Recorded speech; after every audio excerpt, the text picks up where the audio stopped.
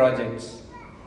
Normally, the officer in charge of land acquisition is hated by the evictees as they feel that justice was not done to them. However, K.P. Krishnamurthy Menon was an exception. He ensured that everyone got maximum value for the land that was acquired from them, and that was appreciated by one and all. And Mr. Menon was liked by one and all universally. Radhakrishnan's mother was an excellent teacher who retired as a DEO, and together they gave Radhakrishnan a religious background and deep sense of values which is deeply embedded in his character. Dr. Radhakrishnan is an avionic expert and last served as a director of Vikram Sarabhai Space Research Center, Trivandrum, till his elevation to the post of chairman, ISRO, and secretary, Department of Space, Government of India. He has held several posts earlier. A few of them are Director, Regional Remote Sensing Service Center under the umbrella of National Resource Management System, Director, Budget and Economic Analysis, ISRO, National Mission Director, Integrated Mission for Sustainable Development, and Deputy Director of National Remote Sensing Agency. Dr. Radhakrishnan was the founding director of the Indian National Center for Ocean Information Services, Director, Early Warning System for Tsunami and Storm Surges, and Vice Chairman, Intergovernmental Oceanographic Commission of UNESCO. Dr. Radhakrishnan was also the founding chairman of the Indian Ocean Global Ocean Observing System, Regional Director, Indian Ocean for International Agro Projects, and Director, National Remote Sensing Agency, Department of Space. Dr. Radhakrishnan was a member of the Indian delegation to the United Nations Committee on Peaceful Use of Outer Space. Friends, this is very significant because outer space is going to be the challenge for the future, and peaceful use of outer space is of utmost importance.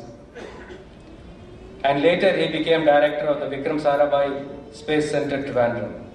Dr. Radhakrishnan is a member of several institutions, President of the Indian Society of Remote Sensing, Vice President of Indian Geophysical Union, member of the International Academy of Astronautics, member of the Space Commission, fellow of the Indian National Academy of Engineering, fellow of Indian Science of Remote Sensing, fellow Systems of Society of India, fellow Indian Geophysical Union, and fellow of the Andhra Pradesh Academy of Science.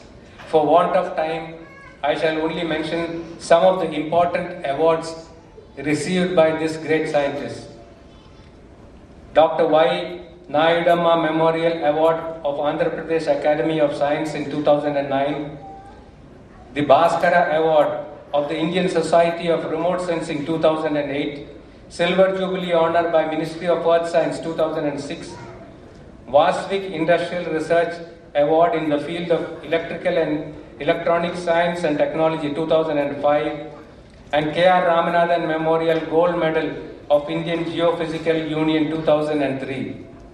Dr. Radhakrishnan is a keen vocalist, a Carnatic musician who sings not only as a hobby, but whenever he finds time, he is a Kathakali artist. You can never see a blend of scientific knowledge, religious knowledge, and artistry par excellence. Tomorrow he is going to sing a classical kacheri at Chembai Sangeeta Utsaval at Guruvayur. It's a force of energy that returns to us in like kind. What we sow is what we reap. And when we choose actions that bring happiness and success to others, the fruits of our action is happiness and success. This renowned scientist, our chief guest of today, Dr. K. Radhakrishnan, is one such person. I also feel that another virtue of his is his great humility despite all these achievements.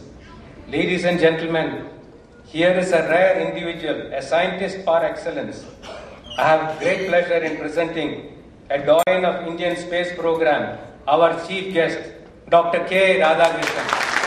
I believe we should give a standing ovation. Thank you, ladies and gentlemen. Jai Lainism. Thank you. Mr. Thomachan, we call him Vellanikaran.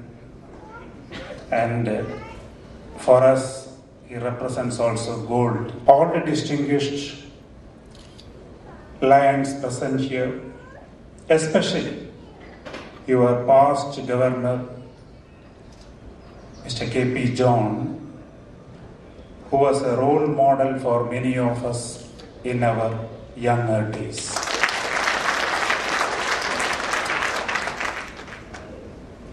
My close friend and classmate, Mr. Innocent.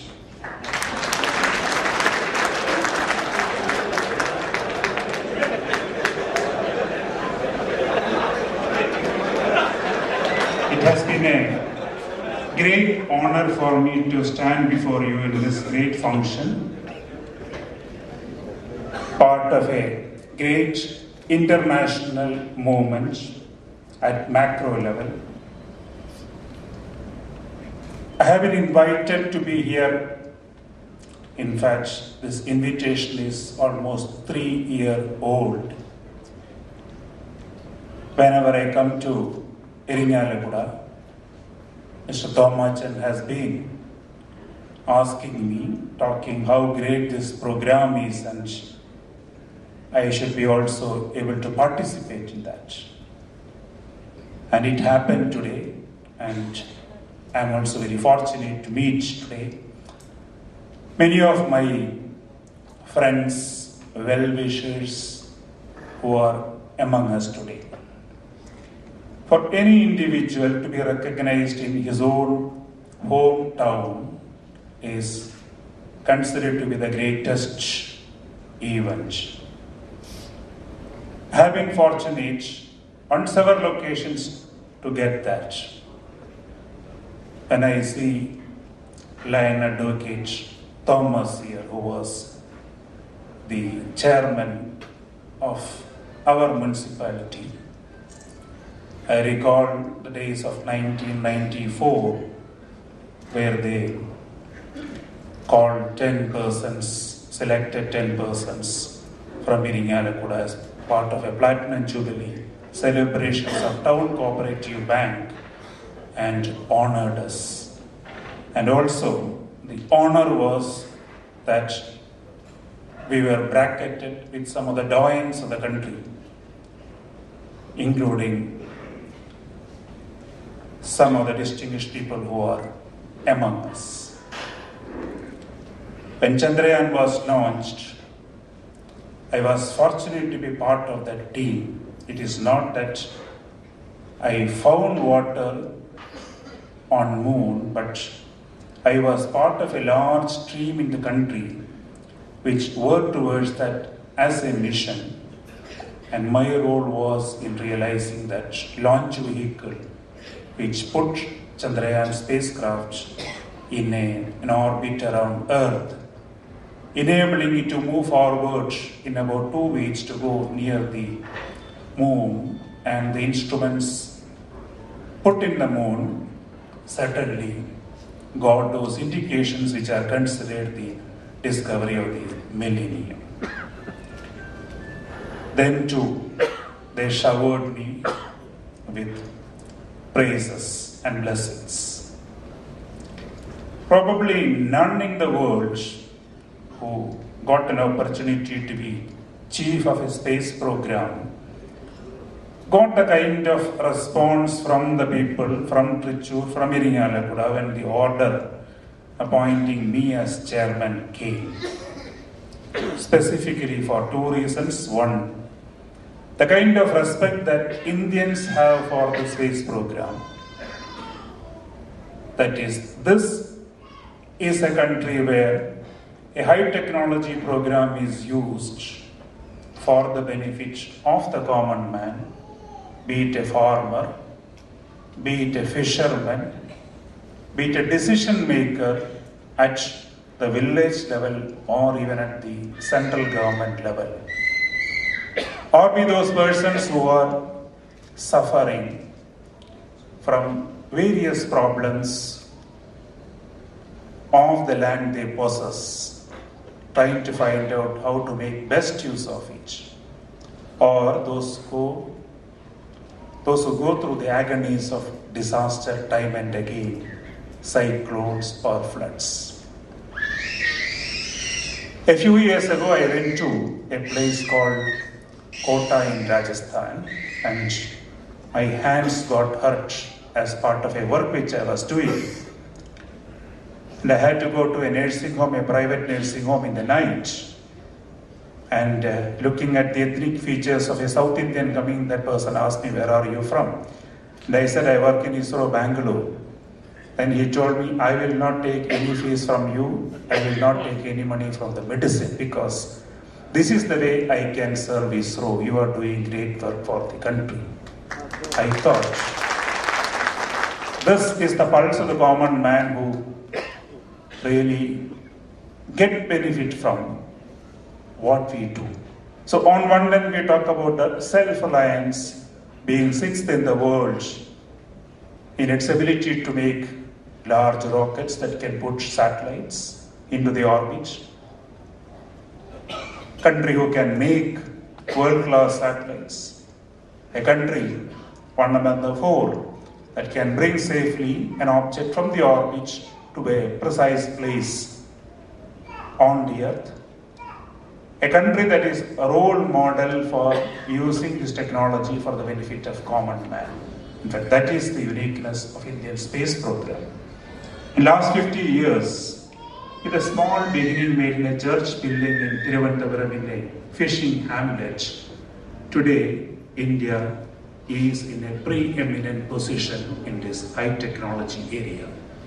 And this has come because, again, the devotion and dedication of more than 20,000 persons who shared a vision of its founding father, Dr. Vikram Sarabhai, and who felt that selfless service for the people is what they should do.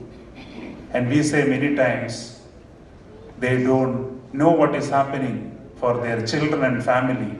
They are too immersed in the work that they do. In fact, this true devotion brings to the country what we are seeing today, even though the money that we spend for this program is very, very small compared to the other advanced nations are putting forth.